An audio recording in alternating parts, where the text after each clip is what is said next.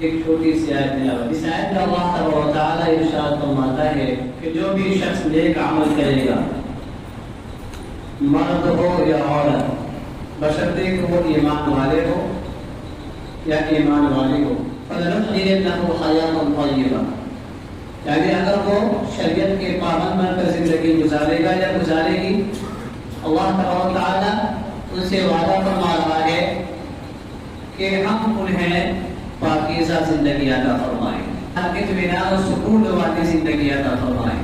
اگر وہ قرآن و حدیث کے پابند ہے اور متشبع ہے تو اللہ تبارک و تعالیٰ اسے دو انعام دے گا. پہلا انعام یہ دے گا کہ اس کی دنیاوی زندگی کو بہتر کر دے گا، وَلَنَجْزِيَنَّهُمْ أَجْرَهُمْ بِأَحْسَنِ مَا كَانُوا يَعْمَلُونَ، اور آخرت میں اللہ تبارک و تعالیٰ جو نیک اعمال کیے ہیں ان کا بہتر بدلہ عطا فرمائے. میرے محترم کو دوستو، قرآن کی اس آیت کو سامنے رکھ کر کے ہم اپنے معاشرت کا جائزہ لیں.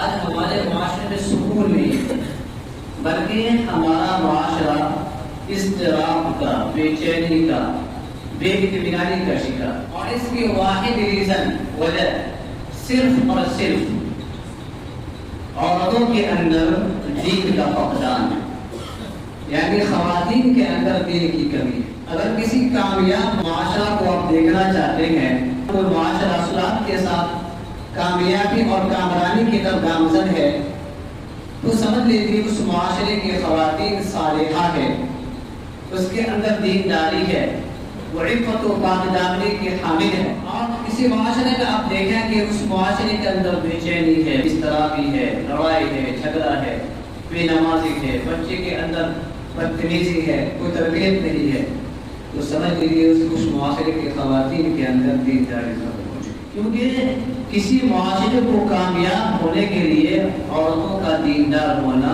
بہت ضروری ہے. جب ایک مرد پڑھتا ہے تو ایک فرد پڑھتا ہے، جب ایک عورت پڑھتی ہے پورے خاندان اور پورے سماج پڑھتا ہے. اور ایک مرد دیندار ہے تو اس کی دینداری اس کی ذات تک محدود ہے، اور ایک عورت دیندار ہے تو اس کی دینداری 7 نسلوں تک چلے گی. آج دیکھیں ہمارے معاشرے کے اندر اتنی زیادہ بے حیائی، عریانی، بدتمیزی عام ہو گئی ہے کہ نو شوہر بیوی کی عزت کر رہا ہے، نہ بیوی شوہر کی عزت کر رہی ہے، نہ بچے والدین کی اطاعت و فرمانبرداری کرتے ہیں، اور والدین جب غصے میں آتے ہیں تو آنکھ کر دیتے ہیں. آنکھ کا مطلب زمین جائیداد سے بے دخل کر دیتے ہیں. اس کی وجہ یہی ہے کہ ہمارے معاشرے کے اندر دینداری ختم ہے، خصوصاً خواتین کے اندر.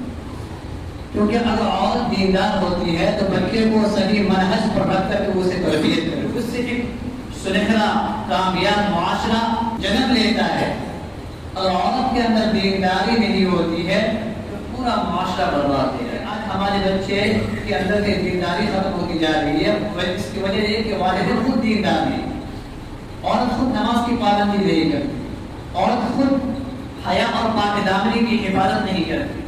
جس طرح سے وہ خود اپنی زندگی گزارتی ہے اسی منہج پر اپنے بچوں کی بھی وہ تربیت کرتی ہے. چھوٹے چھوٹے بچے کو والدین سکھاتے ہیں، ٹائی ٹائی بائے بائے سکھاتے ہیں. جب اس ماحول میں وہ بچہ پروان چڑھے گا، بتائیے وہ جوان ہو کر کے وہ والدین کی اطاعت و فرمانبرداری کرے. تو وہی ہوگا کہ جوان ہونے کے بعد ماں باپ کو اٹھا کر کے اولڈ ہاؤس میں جا کے ڈال دیں.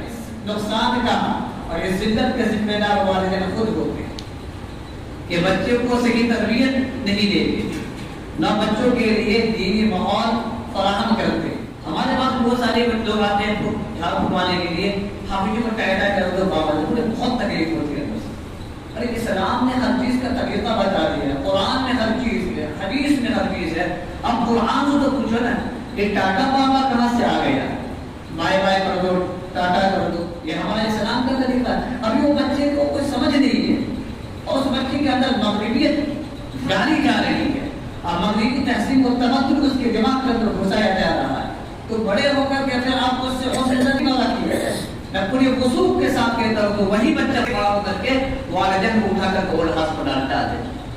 نہیں ڈالتا تو کم سے کم بڑھاپے میں والدین کو ذلیل ضرور کرتے.